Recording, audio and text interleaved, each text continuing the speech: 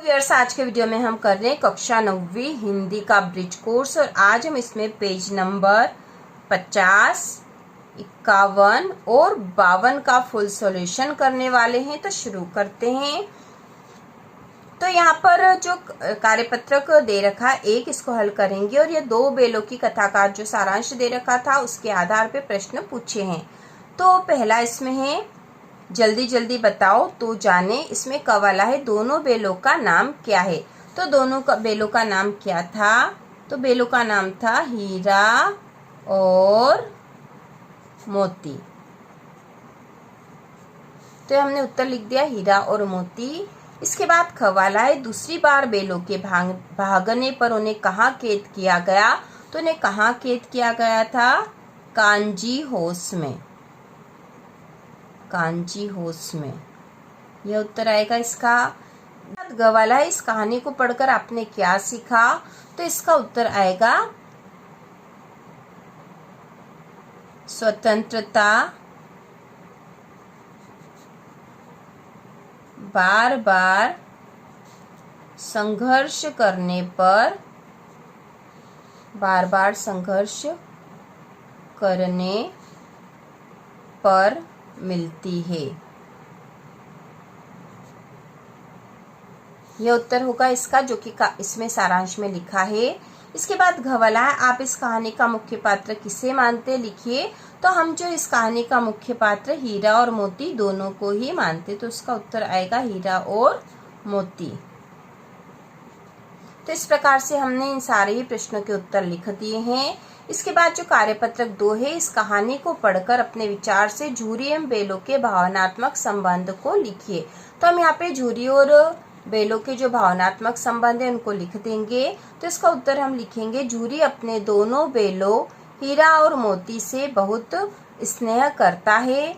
वह अपने बेलों का बहुत ध्यान रखता है। बेल भी अपने मालिक झूरी से बहुत स्नेह करते हैं। तो यह आएगा। इसके बाद कार्यपत्रक 3 है चित्र देखकर कहानी लिखिए। तो यहाँ जो चित्र दे रखा है इसको देखकर आप कोई सी भी कहानी बना सकते हो। तो हमने यहाँ लिखी है भुवन अपने मम्मी पापा और छोटे भाई के साथ पार्क में घूमने गया था। वह थोड़ी देर वहाँ अकेला खेलता रहा, तभी उसने देखा कि उसके दोस्त मोनू और नकुल भी वहाँ आ गए हैं। उन्हें देखकर भुवन बहुत खुश हुआ और उनके साथ खेलने लगा। उसे पार्क में बहुत मजा आया। तो इस प्रकार से इस चित्र को देखकर हमने यह कहानी छोटी सी लिख दी है। इसके बाद कार्यपत्रक 4 दे रखा, नीचे दिए गए शब्दों का प्रयोग करते हुए कहानी लिखिए और अपनी कक्षा में स्वर सुनाइए। तो शब्द दे रखे थे महान, सैनिक, पानी, देश, भोजन, शान, संकट, सुरक्षा, भविष्य आदि। तो यहाँ पे एक छोटी सी कहानी लिखी है। आप इसके अनुसार और दूसरी कहानी भी बनाकर लिख सकते हो अपने अनुसार। तो यहाँ पर उत्तर है मीता कक्षा 9वीं में पढ़ती थी। वह आगे भविष्य में सैनिक बनना चाहती थी। वह हमेशा देश के महान लोगों की जीवनियाँ और आत्मकथा पढ़ती थी। मीता देश के किसी भी संकट के समय में क्या उपाय किए जाए ऐसा सोचती थी। वह लोगों को भोजन, पानी और सुरक्षा के उपायों के बारे में सोचती और देश की शान कैसे बढ़े इसके लिए अधिक से अधिक पढ़ती थी। इसके बाद पेज नंबर 52 पर कार्यपत्रक 1 दे रखा, इसको हल कर लेंगे। तो समान तुक वाले शब्दों को पहचान कर लिखना था, जो कि बहुत आसान है। तो यहाँ लिख देते हैं हम कह। तो यहाँ हम लिख देंगे कहर का हो जाएगा नहर, कान, मान, रात, रात का हो जाएगा बात, मकान, दुकान,